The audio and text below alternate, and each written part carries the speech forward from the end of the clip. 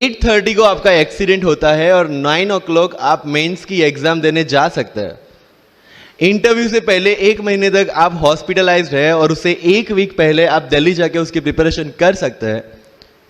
तो luck has to come with you, उसको आना पड़ेगा और आपको आईपीएस बनाना पड़ेगा। कि मैं एग्जाम के लिए निकला, मेंस मेरा था सुबह, GS3 का पेपर था। 8:30 को मेरा स्कूटी स्लिप हो गया, मेरा लिगामेंट इंजरी हो गया, लेफ्ट हैंड में इंजरी था, सीट से ब्लीडिंग हो रहा था। लेकिन मेरे पास 2 ऑप्शन थे।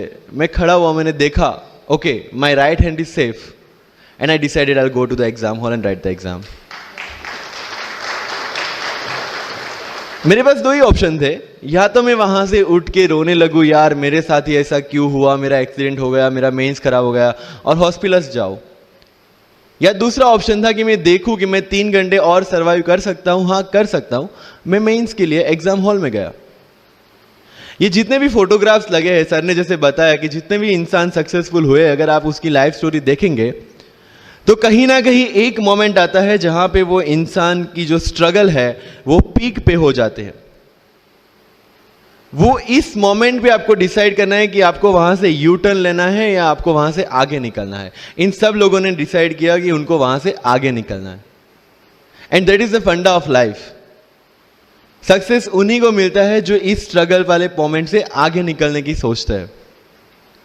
जब भी आपको लगे कि आपके सिर पे बहुत मुसीबत है, जब भी आपको लगे कि आप हर तरह से गिर चुके हैं, जब भी आपको लगे कि आपके पास कोई ऑप्शन नहीं है, तब एक चीज आप अपने दिमाग में लाइएगा कि यही मोमेंट है जहां से आपकी तकदीर बदलने वाली है।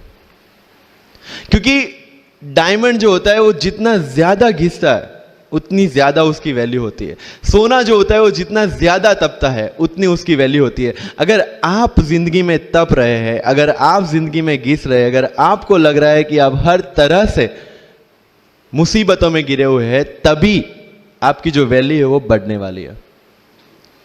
और यही मेरा एटीट्यूड रहा है। लोग बोलते हैं कि तुम्हारी फाइनेंशियल कंडीशन ठीक नहीं थी, पापा इलेक्ट्रिशियन थे, मम्मी हाउसवाइफ थी, डायमंड के कारखाने में काम करती थी, उसके बाद उन्होंने मैरिज में रोटियां बनाने का काम किया और उस तरह से मैं पढ़ा। लेकिन जब मुझे पूछा जाता है कि ऐसी कौन सी चीज है आपकी लाइफ में जो आप बदलना चाहते हो, एंड आई सेड नथिंग। क्योंकि अगर वो चीजें नहीं होती मेरी लाइफ में तो शायद आज आपके सामने में नहीं होता। तो अगर लाइफ में प्रॉब्लम्स है, अगर लाइफ में स्ट्रगल है, जैसे सर ने बताया struggle is a part of life and I strongly believe in that. Bharat वर्ष का सपना चंद्रगुप्त ने देखा, चाणक्य ने देखा, और उस भारत वर्ष को बनाने के लिए जब ये संघर्ष जारी था और तब राजा धनानंद की डॉटर दूरदराज से चंद्रगुप्त को प्यार हो जाता है, और जब चाणक्य उनको बोलते कि नहीं तुम्हें उससे दूर रहना है, तब चंद्रगुप्त बोलता है आचार्य कभी कभी सोचता हूं कि जिंदगी में या ये भारत के सम्राट बनने के लिए इतना त्याग, इतना बलिदान ना देना होता तो। और तब चाणक्य रिप्लाई करते हैं तो हर कोई भारत का सम्राट होता। This is the fundamental rule of life. अगर आईएएस बनने के लिए, आईपीएस बनने के लिए सैक्रिफाइस करना नहीं पड़ेगा, अगर उसके लिए आपको त्याग नहीं करना पड़ेगा, तो आज पूरे इंडिया में हर घर में आपको आईएएस आईपीएस मिल जाएंगे। मुझे एग्जैक्ट डेट याद है, 23 मार्च को मेरा इंटरव्यू था। 20 फरवरी को मुझे हॉस्पिटल में एडमिट किया गया क्योंकि मुझे इन्फेक्शन हो गया था बॉडी में, एंड बहुत हाई फीवर था, तो आईवी के अलावा कोई ऑप्शन नहीं था। 1 मार्च को ठीक होके मैंने सोचा चलो दिल्ली निकलते हैं। 2 मार्च को मैं दिल्ली पहुंचा। 3 मार्च को वापस से टॉन्सिलाइटिस का अटैक होने की वजह से फ्लाइट लेके वापस से पालनपुर, अहमदाबाद, अगेन हॉस्पिटलाइजेशन। 15 मार्च को I got relieved from the hospital. 16 मार्च को मैं दिल्ली पहुंचा और 23 मार्च को I gave my UPSC interview. तो 1 महीने का हॉस्पिटलाइजेशन।